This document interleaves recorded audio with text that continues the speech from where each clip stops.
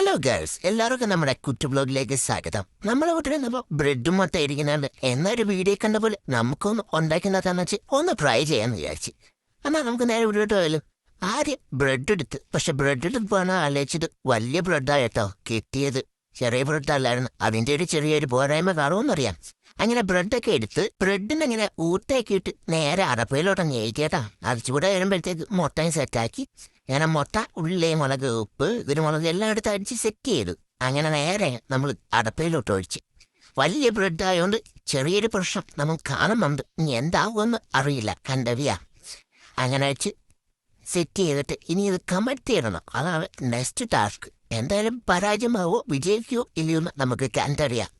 അങ്ങനെ കമഴ്ത്തിയിട്ട് സെറ്റായിട്ടൊക്കെ വന്നിട്ടുണ്ട്. പക്ഷെ വീടേക്കകത്ത് ഇതേപോലെയൊന്നും അല്ല, നമുക്ക് കിട്ടിയത് ഇതേപോലെ.